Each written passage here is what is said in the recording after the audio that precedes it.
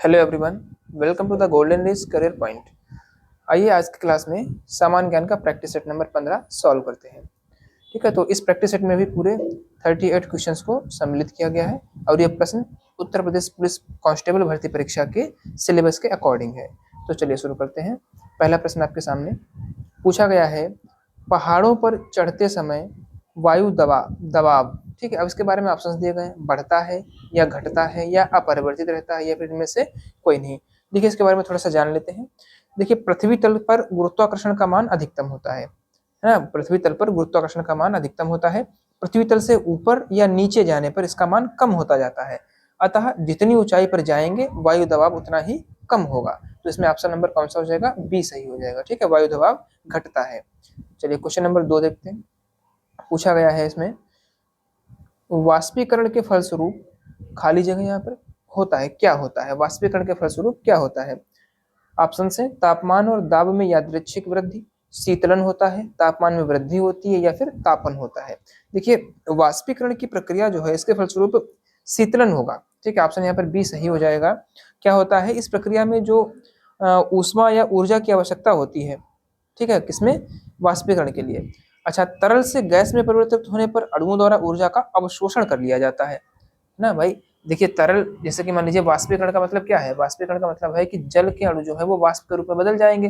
तो सीधी सी बात है, जल के अणुओं को गैस अवस्था में, मतलब द्रव अवस्था से गैस अवस्था में बदलने के लिए क्या होगा? ऊर्जा की आवश्यकता होगी, तो वो अवशोषित कर लेंगे उस ऊर्जा को। इस वजह से क्या हो जाएगा? शीतलन हो जाएगा, है ना। चलिए नेक्स्ट क्वेश्चन देखते हैं। क्वेश्चन नंबर 3 क्या पूछा गया है? वैदिक काल में निम्नलिखित में से किस अनाज के लिए व्रीहि शब्द का प्रयोग किया जाता था? ऑप्शन है गेहूं, मक्का, जौ या फिर चावल।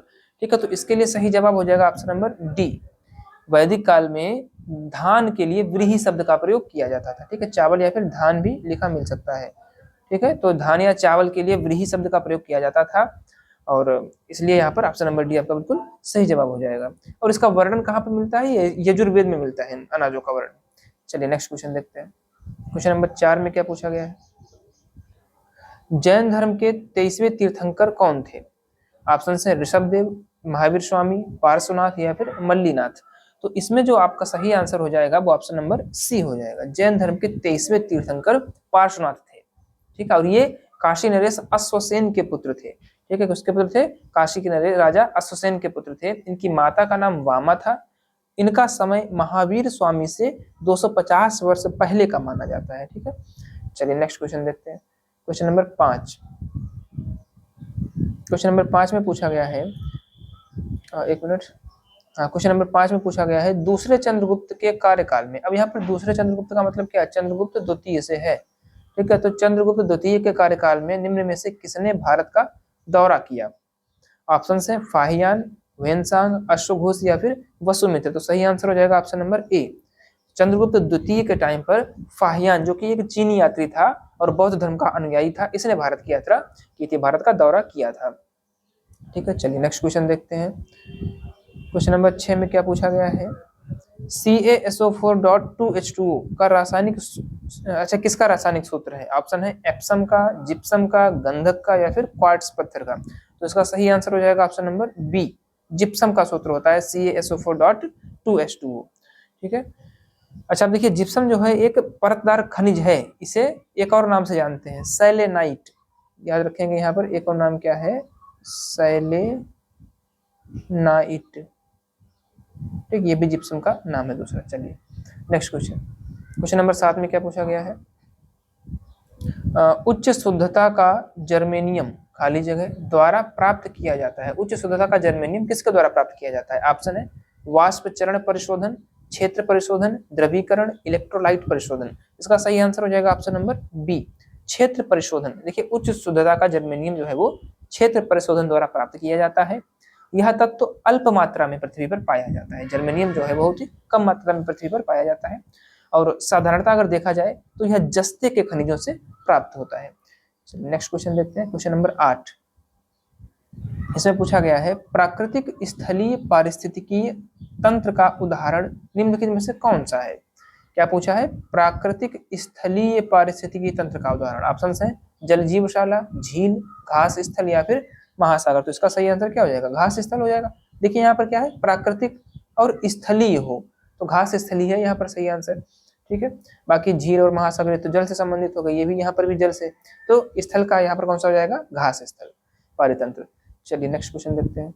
क्वेश्चन नंबर 9 में क्या पूछा गया है, निम्नलिखित मुगलों में से उनके साम्राज्य का संस्थापक कौन था। सीधे से पूछा गया क्वेश्चन कि मुगल साम्राज्य का संस्थापक कौन है। ऑप्शन है बाबर, बहादुर शाह जफर, शाहजहां, अकबर। तो इसका सही आंसर ऑप्शन नंबर ए हो जाएगा।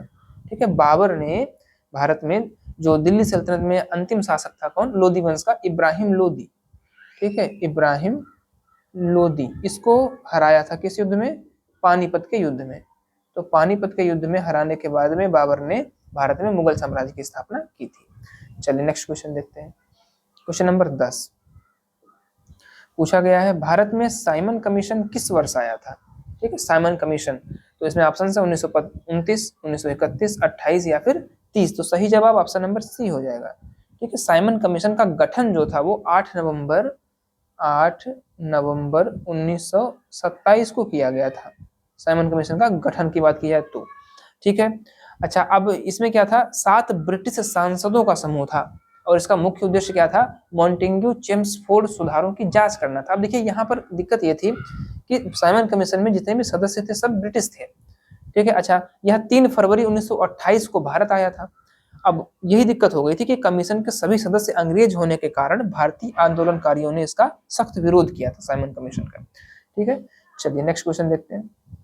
क्वेश्चन नंबर 11 क्या पूछा गया है, 1857 के विद्रोह के समय मुगल शासक कौन था। ऑप्शन है जहांगीर, बहादुर शाह द्वितीय, औरंगजेब या फिर नाना साहब। अब देखिए यहाँ पर क्या है, 1857 के विद्रोह के समय कौन सा पूछा है, मुगल शासक पूछा। देखिए 1857 का जो विद्रोह हुआ था तो अलग अलग क्षेत्र से अलग अलग नेतृत्व करता थे। ठीक है, तो यहाँ पर उन्होंने पूछा है मुगल शासक, तो ऑप्शंस में देखिए जहांगीर, औरंगजेब, बहादुर शाह द्वितीय या फिर नाना साहब। तो और जहांगीर और औरंगजेब ये बहुत पहले के थे, इनके टाइम पर तो हुआ ही नहीं था विद्रोह। ठीक, तो किसके टाइम पर हो जाएगा, ये बहादुर शाह द्वितीय, यही मुगल शासक थे। ठीक है, जिस टाइम पर 1857 का विद्रोह हुआ था, प्रथम स्वतंत्रता संग्राम के नाम से भी जाना जाता है इसको। ठीक है, चलिए नेक्स्ट क्वेश्चन देखते हैं। क्वेश्चन नंबर 12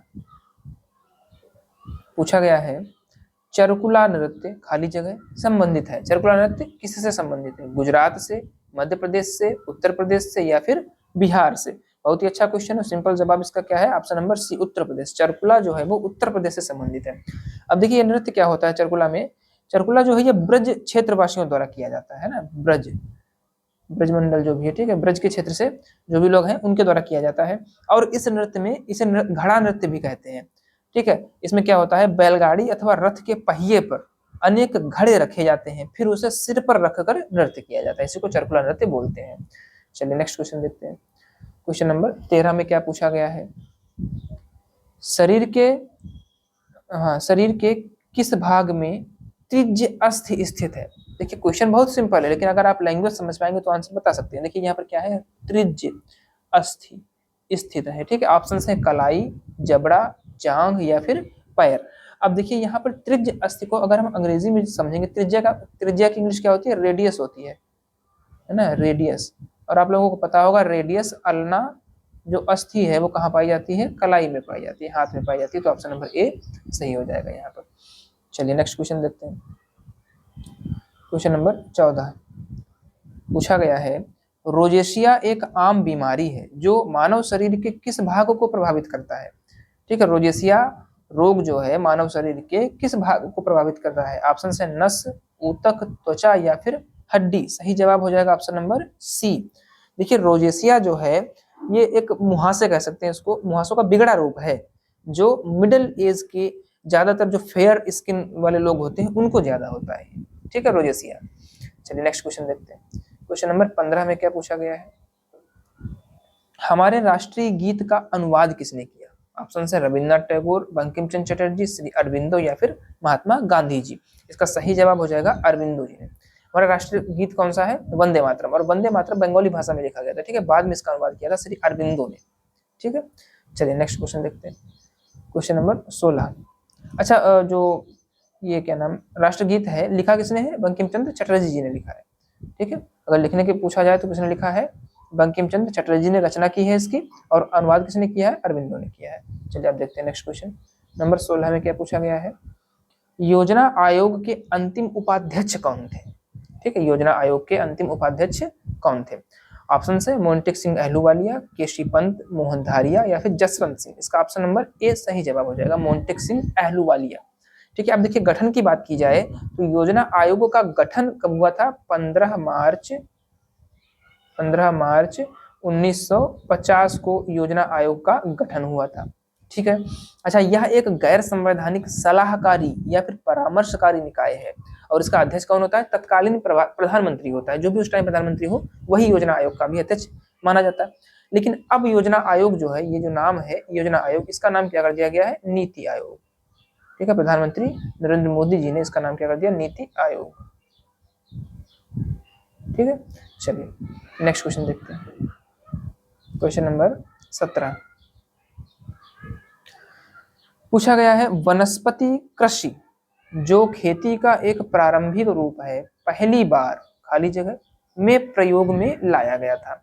मतलब वनस्पति कृषि जो है, जो कि खेती जब शुरू हुई थी मानवता में, ठीक, उसका एक प्रारंभिक रूप है। पूछा गया कि ये पहली बार प्रयोग में कब लाया गया था? प्रयोग में कहाँ लाया गया था? दक्षिण पूर्व यूरोप में, दक्षिण पूर्व एशिया में, दक्षिण अमेरिका के उत्तरी पूर्व क्षेत्र में या फिर मध्य एशिया में। इसका सही आंसर हो जाएगा ऑप्शन नंबर बी। ठीक है, वनस्पति कृषि पहली बार दक्षिण पूर्व एशिया में प्रयोग में लाया गया था।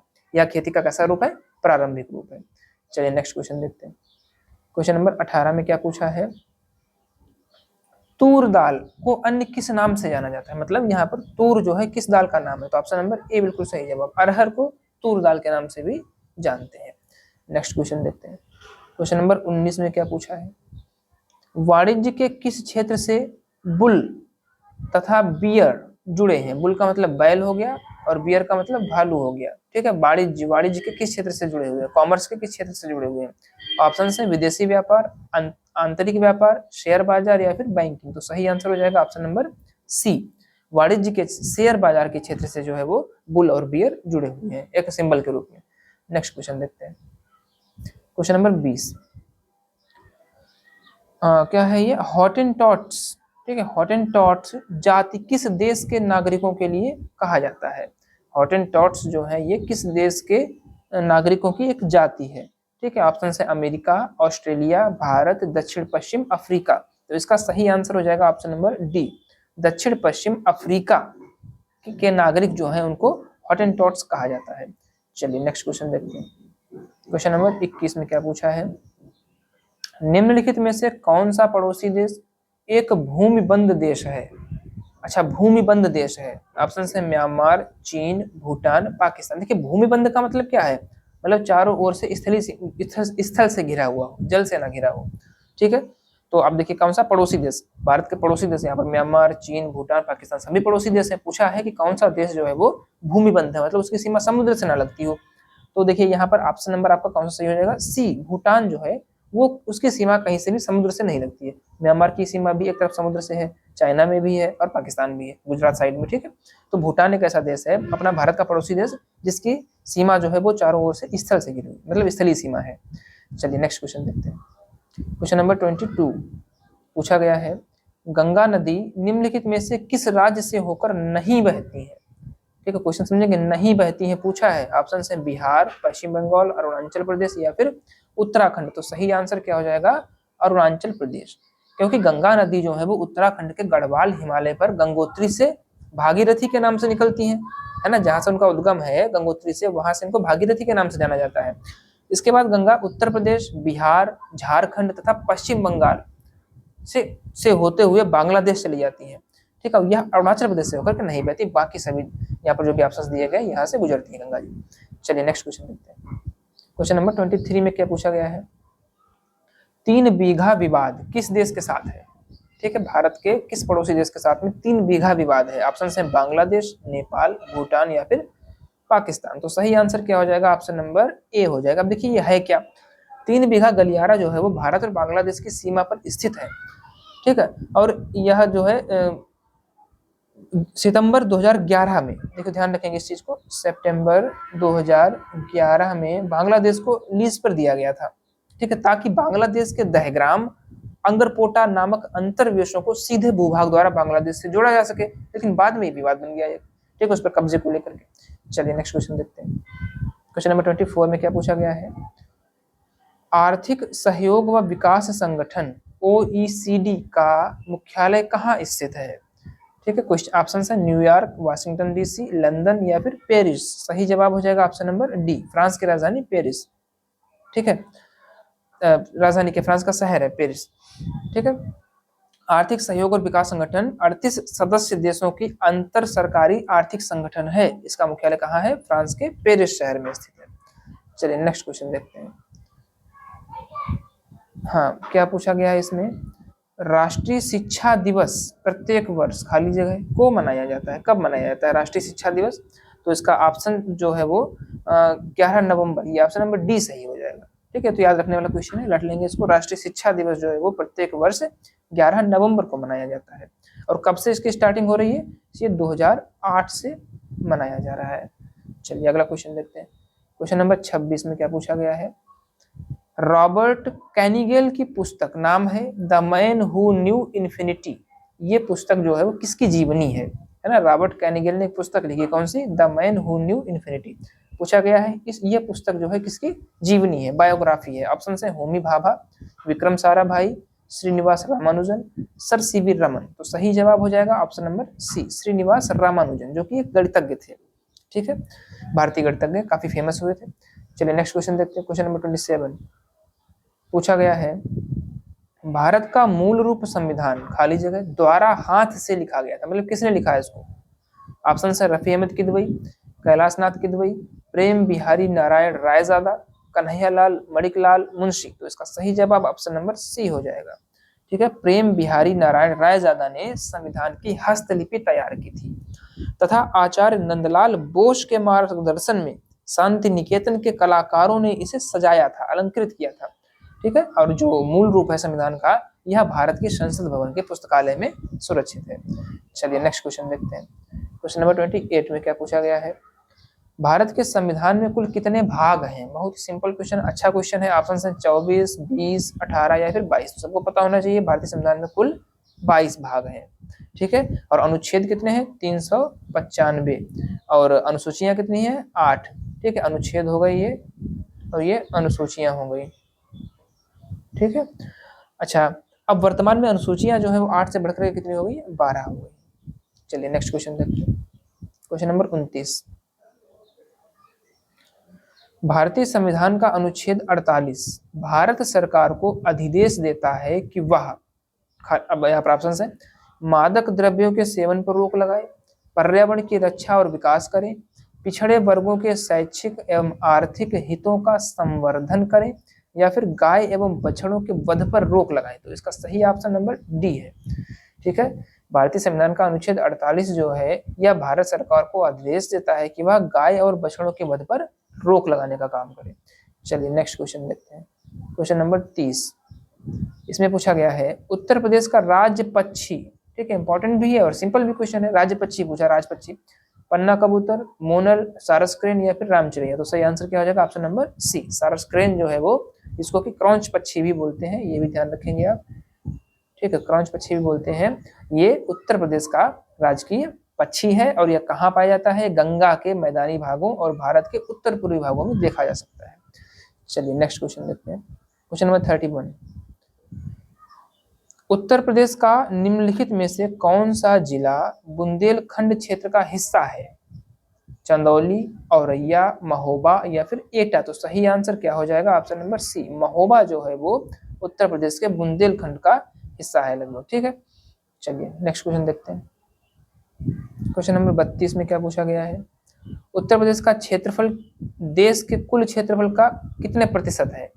ठीक है, तो अब देखिए ये पता होना चाहिए आपको, 7.33, ये ऑप्शन नंबर डी में दिया गया है। ठीक है, पूरे भारत का जो क्षेत्रफल है उसमें से उत्तर प्रदेश का क्षेत्रफल कितना है? 7.3% हिस्सेदारी उत्तर प्रदेश की है। और क्षेत्रफल की दृष्टि से उत्तर प्रदेश कौन सा है राज्य? ये चौथा, ठीक है, चौथा बड़ा राज्य, 4 नंबर पर है पूरे देश में, जो है चौथे नंबर पर उत्तर प्रदेश क्षेत्रफल के दृष्टिकोण से है। नेक्स्ट क्वेश्चन देखते हैं। क्वेश्चन नंबर 33 में क्या पूछा गया है? उत्तर प्रदेश का सबसे बड़ा जिला कौन सा है? लखीमपुर खीरी, इलाहाबाद, लखनऊ या फिर रायबरेली। इसका आंसर हो जाएगा option number A, Lakhimpur Kheri Uttar Pradesh का सबसे बड़ा जिला है। ठीक है, चलिए नेक्स्ट क्वेश्चन देखते हैं। अच्छा, यहीं पर एक और चीज ध्यान रखेंगे, सबसे बड़ा जिला तो लखीमपुर खीरी हो गया, और सबसे छोटा कौन सा हो जाएगा क्षेत्रफल की दृष्टि से? सबसे छोटा हापुड़। ठीक है, ध्यान रखेंगे, सबसे छोटा हापुड़ है। चलिए क्वेश्चन नंबर 34 में क्या पूछा गया है?